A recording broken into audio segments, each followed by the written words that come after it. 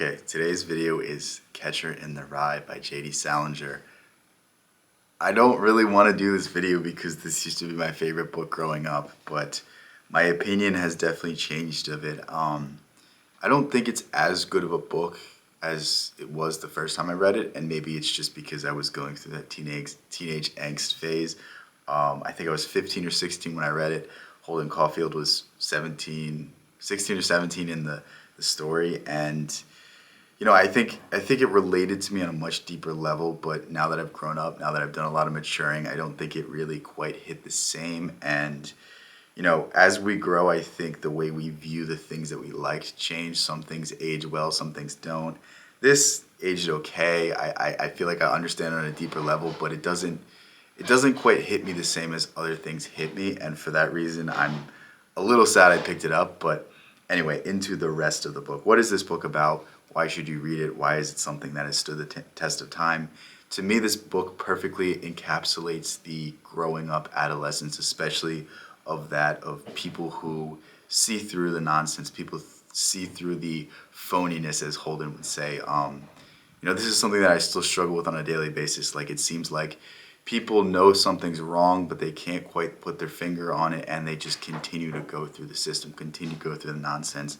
I mean, you see this best in the corporate world, where you have a corporation that would replace you within a split second, and all they need is just the go ahead from the accounting department that they can save money doing this. They can replace you with an AI. They can replace you with this, and they're going to do it. And it's the same thing. They'll get bagels for the whole office, but they won't give you a raise. They won't give you extra time off. They won't give you any sort of leeway when your kid is sick, or when you have to go to a doctor's appointment. Like, you have to work harder the next day to make up for it. You have to be in 40 hours a week, or you're going to get fired. It's very weird, and it's like the way things are set up clearly aren't for the benefit of the people, clearly aren't for the greatest work. It's just to keep the status quo, to keep things going. And this is what this book really, really hits at. It hits at the weirdness when it comes to the school system. It hits at different themes, and the way that it does it so well is because Holden Caulfield is a walking paradox. He's obsessed with women, but is afraid of intimacy. He constantly calls people stupid, but he's failing all of his classes. He sees the weirdness in wanting to do good in school, but he also holds himself above everyone else. He has like an elitist mindset, and it's very ironic, and it's to emphasize something is off, something is missing.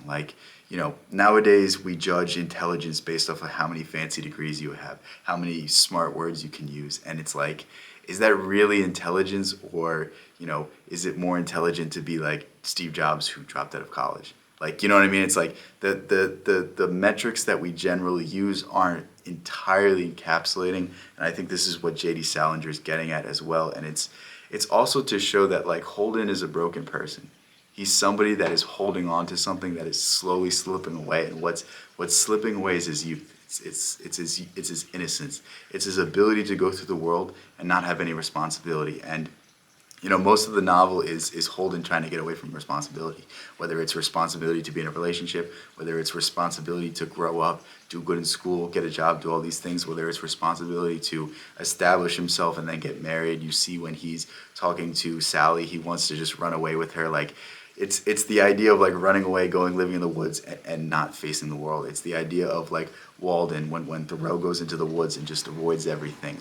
There's a certain cathartic, there's a certain spiritual element to this, but it's also you running away from your problems. At a certain level, it's you running away from the things that you're not dealing with, and that's the entire point of this book. And I will very quickly describe the symbolism of the title, because I think it's a very, very important part of the book. But Holden is basically asked what he wants to do as a child, and he says, I want to be a catcher in the rye.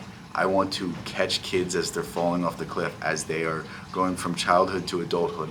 I want to be like Peter Pan. I want to stop people from growing up, stop people from losing that childlike innocence. And I mean, it's an interesting commentary, because there is an argument that if we had people that were more childish, not childish in the sense of being young, being irresponsible, but childish in the sense of having that enthusiasm. Think about when you were a child. You were able to play in the sandbox, able to have so much fun, able to appreciate the little things. If we could keep that childlike fun, that childlike curiosity, the world would be a much better place. And this is not really what Holden's talking about. Holden is talking about the idea of innocence, the idea of not having any responsibilities, the idea of not stepping up and not facing your issues. And it's almost like a fine line. Like, he's hitting at something great. He's hitting at something that is fundamental to the human condition, but he's not doing it in the right way. And that's really the whole juxtaposition of the book. It's like Holden is onto something, but he has the wrong prescription. And this book is very, very interesting. There's a lot of deep themes. There's a lot of weird things that I picked up on that I'll let you guys find. One of the guys being named Al Pike. If you know, you know. That's a weird thing that is coming full circle for me.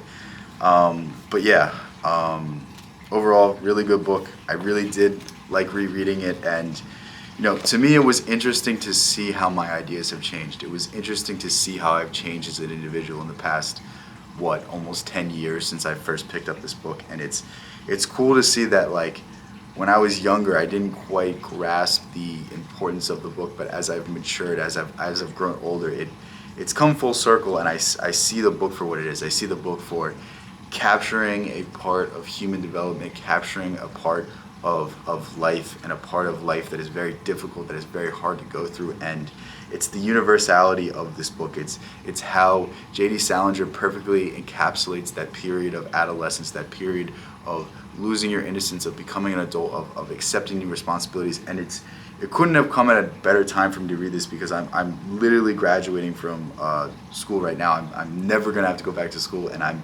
slowly having to accept the ideas of adulthood, slowly have to accept more responsibilities. I'm like touching my foot into the real world for the first time, and it's very, very interesting to ponder these ideas. And it's a cool book. If you haven't read it already, I think you should really pick it up, because this is one of those books that, like, most people have read. It's an easy thing to talk about, and there's very good themes, very interesting symbolism, and it will make you start thinking about things in a different manner, because Holden is a very pessimistic person, and it's almost that through pessimism we can find some of the greatest insights. Like, a very bad read of Nietzsche would be to call him a pessimist, but sometimes his negativity shines through and breaks your paradigm, breaks the way that you're thinking, and makes you think about things in a manner that you've never thought about. And it's a very, very interesting book. Holden has a very weird worldview, and it will certainly make you think, like, man, this kid's a little weird, but he's onto something. He's onto something cool. And just ponder the things I was talking about. Let me know what you think about it in the comments, and I will link this book in the description.